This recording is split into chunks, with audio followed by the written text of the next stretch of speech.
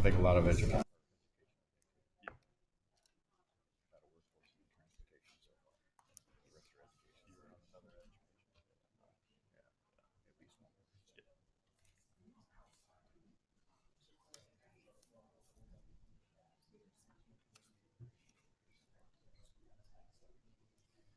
It's like, I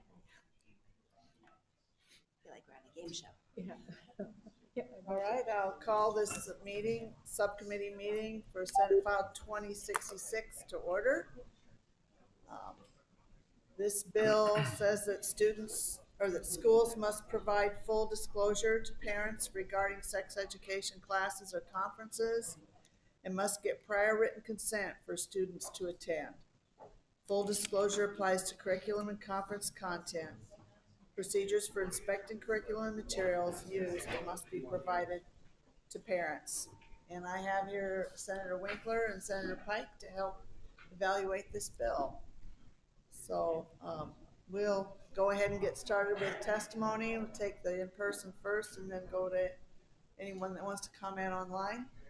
So I'll just start here and work around the room. I guess you're first. Thank you. Damian Thompson, representing Iowa Safe Schools. We're registered in opposition to this piece of legislation. Our organization supports strong parental engagement and transparency in our schools.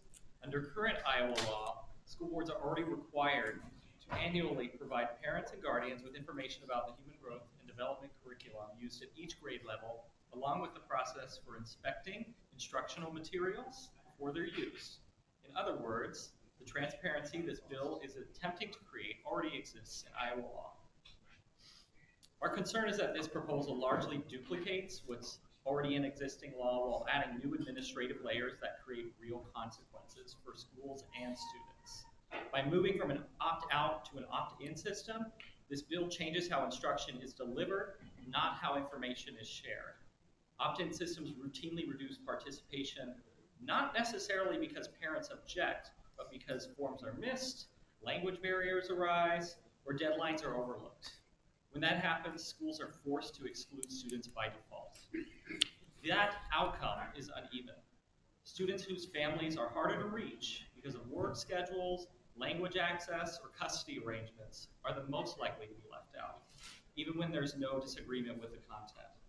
We're also concerned about how broadly this piece of legislation is written. Extending these requirements beyond the classroom to conferences or seminars create uncertainty and compliance risk. Many districts will ultimately respond by canceling programming altogether, limiting partnership and local flexibility. Finally, this bill is framed as a state mandate requiring districts to absorb new administrative costs using existing resources. That means more time spent on paperwork and less funding available for classrooms, counselors, and student supports. We encourage the subcommittee to consider whether duplicating existing law while increasing costs and reducing local control is the best path forward. Thanks so much. I'm Ryan, benefit the Alliance of Iowa Action Fund, and we're registered opposed to the legislation as well for a lot of the reasons that Damian talked, particularly the opt-in, opt-out piece of it. And we believe that kids should have access to the information that they need in order to have healthy lives. Hi, Kirsten Delagardelle, Planned Parenthood Advocates of Iowa. One of the things I would add and reiterate that my colleagues have previously stated is that we also support having parents engaged. The parents should be engaged in that conversation all year long and should be having those conversations with their child's teachers, with parent-teacher conferences, through the notifications that already happen in our school districts, through conversations directly with their student to be informed about what's going on day by day. And this just adds additional burden to administration to be contacting specifically related to this. We are a little bit concerned about the barriers that an opt-in versus opt-out creates based on language, income, access, all of those types of things. Melissa Peterson with the Iowa State Education Association. We are also registered in opposition. I don't know that I can say it any better than Damian has already stated it. We need to make sure we have access to programming. Parents do need to be engaged in this space. We know that just from an evidence-based perspective, opt-out works better than opt-in in terms of not denying educational opportunities to students just because of an impracticality or a logistical misstep. Jeannie Campbell, Iowa Nurses Association. I'm just listening in right now.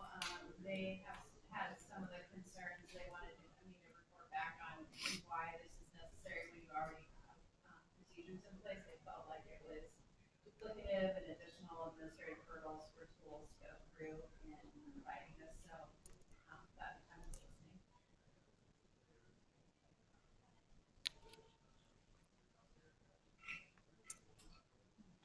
Looks like that's it. The people in person. Does anyone want to comment that's online?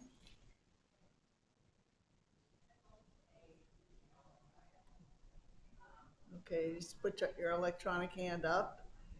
We can call on you. Okay. All right. I guess not then. Okay. Did I miss anybody over here? Okay. All right. Senators, do you have any comments to make? I have a question. Since you do have the language that any costs must be absorbed by the district, the state funding mandate, can you give me an indication as to what you think the expenditures are for changing the requirements and adding additional administrative costs? I don't think there'd be any more administrative costs than what they already have to do for having opt-in for athletics or music or that type of thing. I mean, what else would there be? Well, I think keeping track.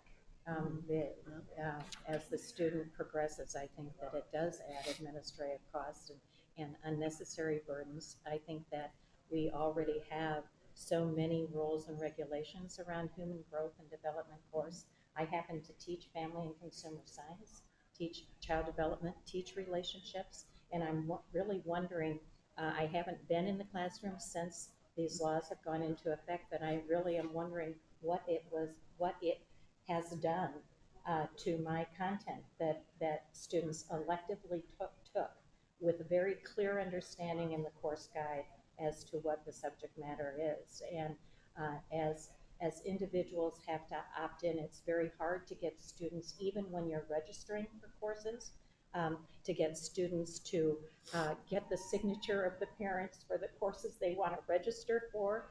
And I do know that the human growth and development requirements of the state and federal level, the family and consumer science coursework is a part of how they show that they are meeting those standards and benchmarks. And so I think this is so very unnecessary, and at a time when we have underfunded schools year after year after year, I think it is very unfair that we add additional administrative costs for something that has been covered time and time and time again. And I really am concerned as to the fact that this only applies to public schools, and we have given parents so much choice in where their children go to school.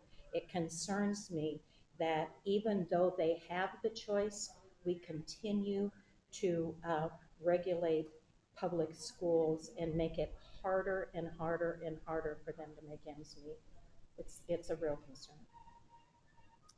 Okay, thank you. Senator Pike, do you have any comments you want to make? I don't necessarily see that an opt-in provision requires additional burden. You still have to opt out, so there's still something that needs to be filled out, let's say.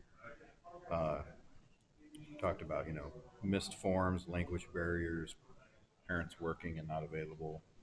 I think we're at probably one of the lowest times of parent participation that we've had, and we need to take measures, frankly, to get more parents involved. And so for them to be a part of this and to actually have to review the curriculum and make an informed decision whether their child wants to be a part of this or not is not a bad thing. Again, even in the private school side, it's still difficult to get parents to parent-teacher conferences. And so whatever we can do, I think, to help that is a good thing. Kind of have low concerns too with opting in or opting out in the private schools. I think maybe it should be across the board requirement for everyone, but that's where I stand with it. Okay, all right, thank you. I will sign off on this today. The way I feel about it is information and teaching regarding one of the most important and sensitive areas of a child's identity, that is their sexuality, should be open and transparent to the child's parents.